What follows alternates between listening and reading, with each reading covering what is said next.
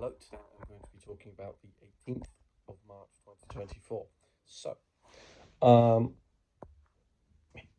uh, so, uh, Today was Sean's class, and I actually was semi-productive with today. I decided to, in order if I want to bump up my research, instead of just adding, Ultimate Guitar, Songster, and Wikipedia and YouTube, I decided that I'm going to do a case file or a case study.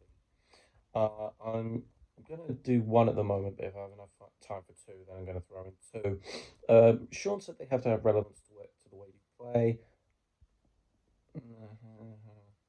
I'm sure they do. Um, okay, so um, oh, that reminds me. My last log, I couldn't think of the other song we were doing, and that was Starman. I apologize for that. Anyway, um, yeah. So I began doing my case study on David Gilmour, the guitarist for Pink Floyd.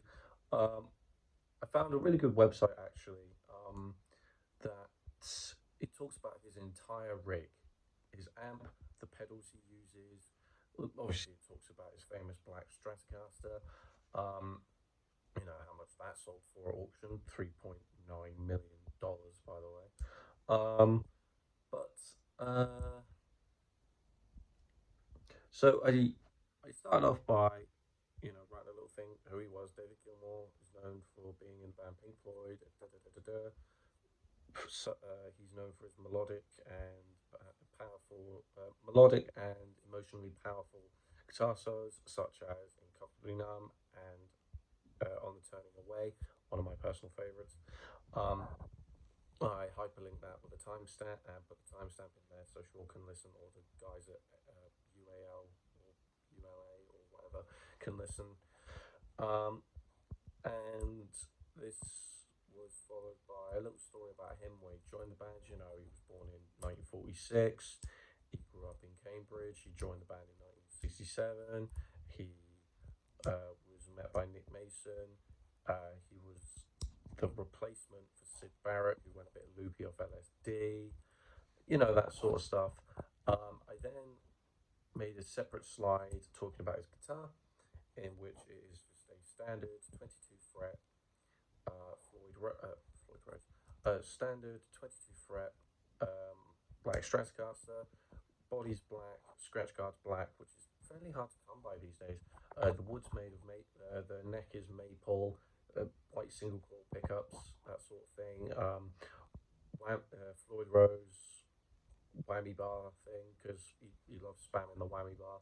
So that only makes sense. I don't think they had Floyd Roses back then. I think he had something different. I'm going to have to look into that. Um, but yeah, I didn't get much done as I was trying to spread my time doing other things because Sean was also telling me how to improve my reflective vlog, as reflective vlog presentation wise. But I'll get onto that in a moment.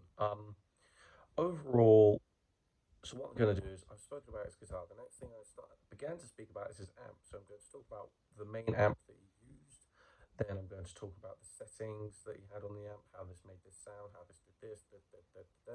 I'm not going to go into a deep dive on what every single thing does on an amp because if I do, I mean, I could do it. It will take me like 2 hours to put in my research if I was being really slow. But the way I see it, something in my eye. The way I see it is that if I had all of those and a research piece on all the pedals, like the main pedals he used, and all that, I'll have my research log at like 20 by next week. Which, don't get me wrong, big plus because I want distinctions. I want distinctions in something, even though they're the lowest grade carries. I just want to see that when I open the paper. First off, I want to see it. I want to see merits, but I want to open it and see. Oh look, distinction. If I got like straight distinctions and a merit in my research, I don't care because I basically got straight distinctions, which will carry me to next year. Which A is going to be free. B will help me get to university. So big up. But yeah, it was now when it came to research, research, reflective log. So the way Sean said it is on the left-hand side of the thing, I'm going to have a picture.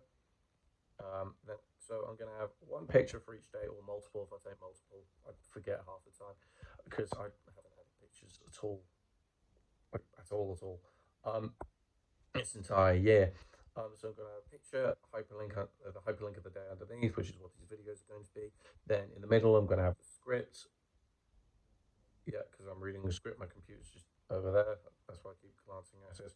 Um, and then on the other side, I'm going to have my targets. It's just going to fill it up. Sean said that's good and that can bring me up to a much higher grade because my reflection's been getting merits, but he said if I do that, then it's going to push me to distinction. Again, that's what I want.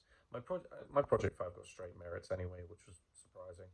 Um, but yeah, that's everything notable that happened. So thank you for listening, and I'll talk to you tomorrow.